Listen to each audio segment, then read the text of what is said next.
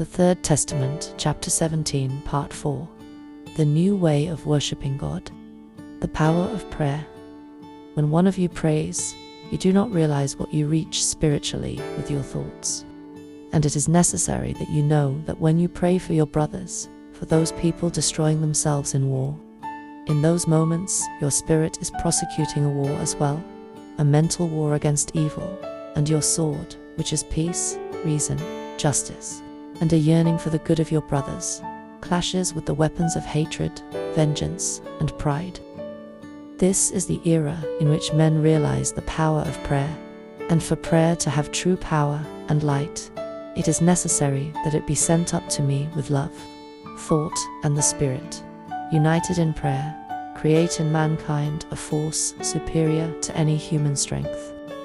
In prayer the weak are strengthened, the coward dressed in courage, the ignorant are illuminated, and the clumsy made able.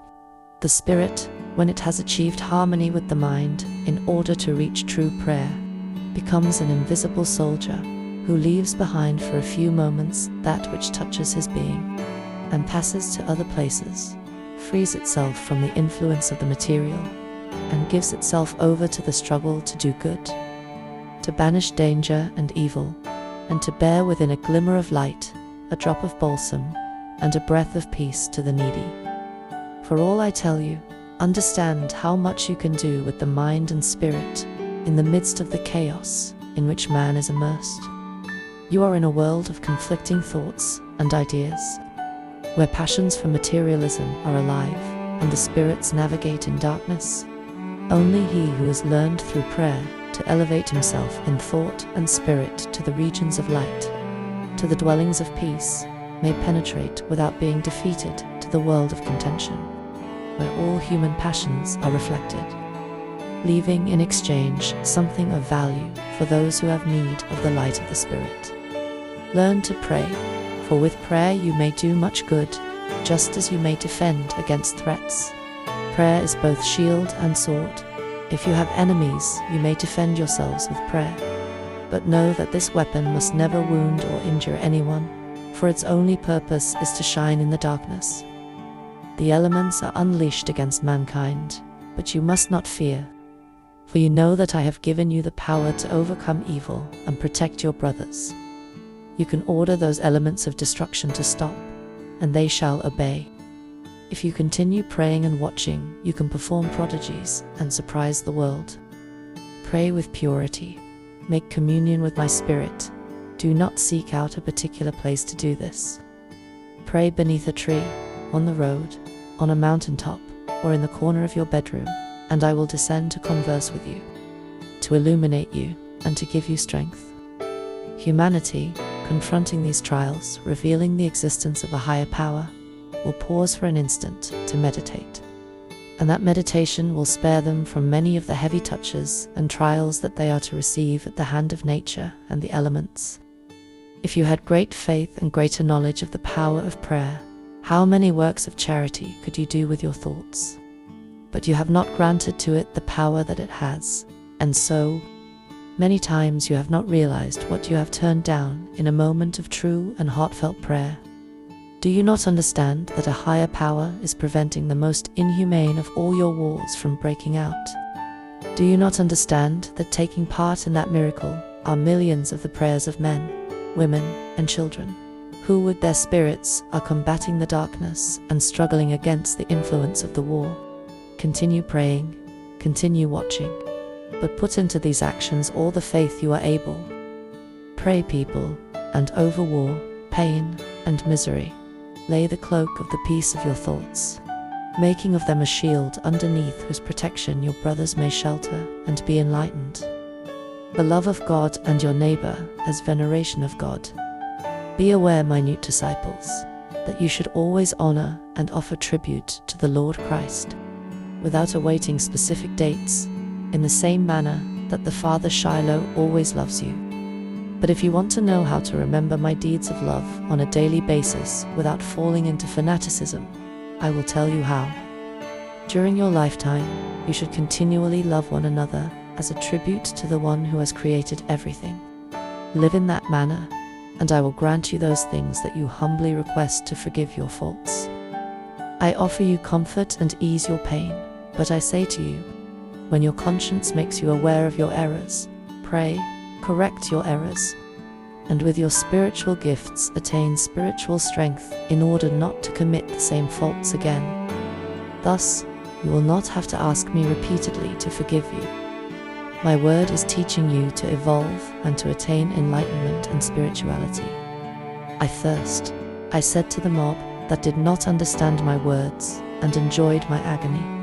And now, what can I say to you, when I see it as not a mob, but the whole world that wounds my spirit without seeing my pain?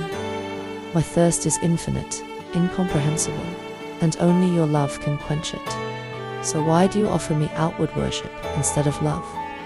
Do you not know that instead of water you are offering me gall and vinegar? Verily I say to you that those who suffered and greatly offended me shall be the ones who will love me more intensely, and from their heart will constantly emerge their offering to my divinity. It shall not be material offerings, nor psalms, or altars of the earth. They know that the most pleasing offering and worship for me are the deeds of love which they perform toward their brethren.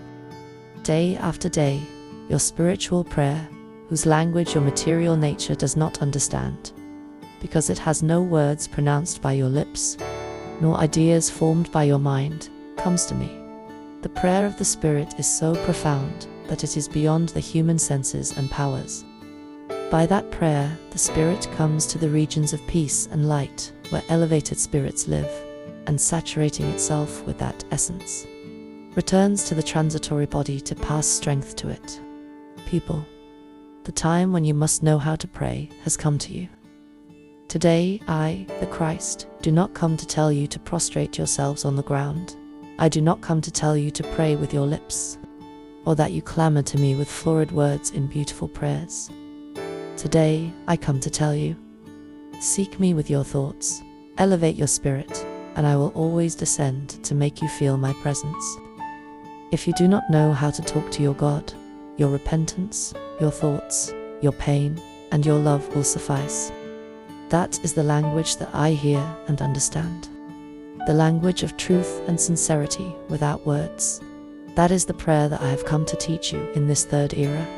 Whenever you have done good works, you have felt my peace, tranquility, and hope, and that is because the Father is very close to you. I reject all that which is vanity and human grandeur, for only that which is spiritual reaches my spirit, that which is noble and elevated, pure and eternal. Remember that I said to the woman of Samaria, God is spirit, and it is necessary that he be worshipped in spirit and in truth. Seek me in the infinite, in the pure, and there you will find me. Why do you offer me those things that I have made for you? Why do you give me flowers if you do not make them? On the other hand, if you present me deeds of love, charity, forgiveness, justice, and of help for your brethren, then you will be offering me a true spiritual gift, and will ascend like a caress to the Father, like a kiss which children will send their Lord Christ from the earth. Nor do I wish you to enclose your worship in material houses of worship, for you will thereby imprison your spirit and not allow it to open its wings to conquer eternity. The altar I leave you, and on which you shall celebrate your worship, as I expect, is life beyond any limitations, beyond all religions, churches, and sects. For it exists in the spiritual, in the eternal and divine, the communion of conscience between God and man. Today, I, which is Christ, come to you with a teaching that might seem impossible for the world to practice, but once it is understood, it is the easiest to fulfill. I come to teach you the worship of the love of God through your life, your deeds, and the spiritual prayer, which is not pronounced by the lips at a predetermined place, nor is it in need of forms or images to be inspired. While men have wanted to see me as a distant and remote God, I have proposed to show them that I am closer to them than their eyelashes.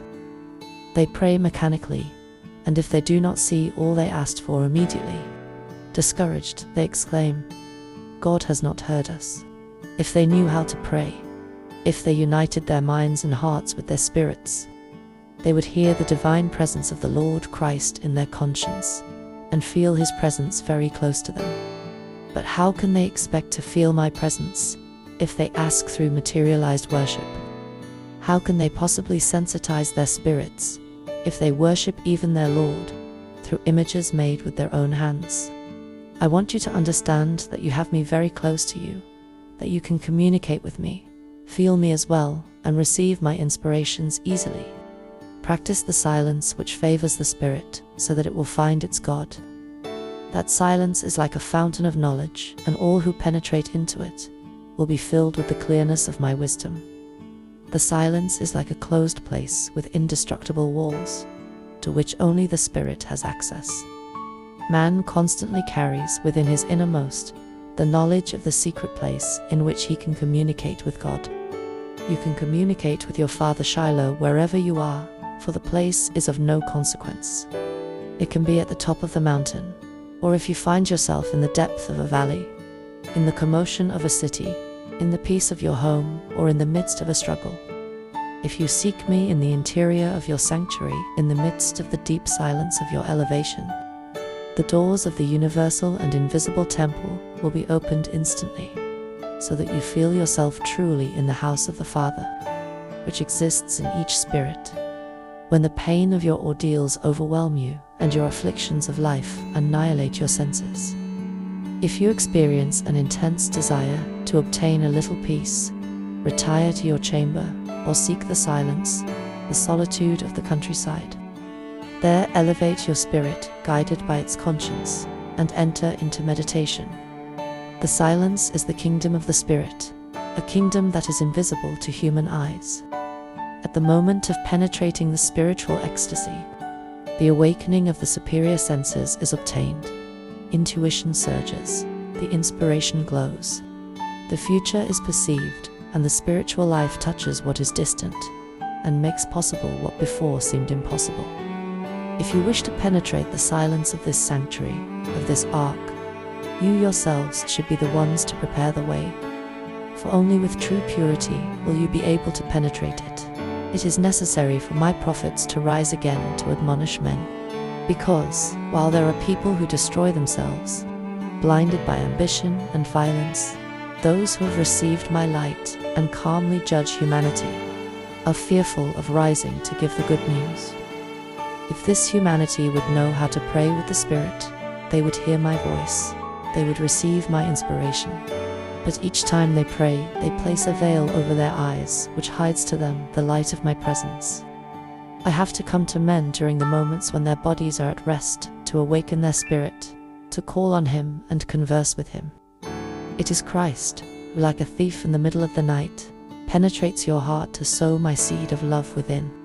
Learn to pray and meditate at the same time, so that knowledge and understanding arise in each one of you. Spiritualism is liberty. That is why those who now hear me and have understood the meaning of this liberating doctrine see open up before them a great valley, where they shall struggle and give testimony that the time came when God, the Almighty Creator, came to establish communications between Himself and man. The doctrine of Christ was spiritual, but men surrounded it with rites and forms to put it within reach of the spirits of scarce elevation. You have entered the era of the Spirit, that of the great revelations, in which materialism, imposture, and imperfection will disappear from all worship, in which all men, through the Spirit, shall recognize God, who is all Spirit, and on that road find the means of perfect communication. When men have learned to communicate with my Spirit, then there will be nothing they have to ask or look up in books.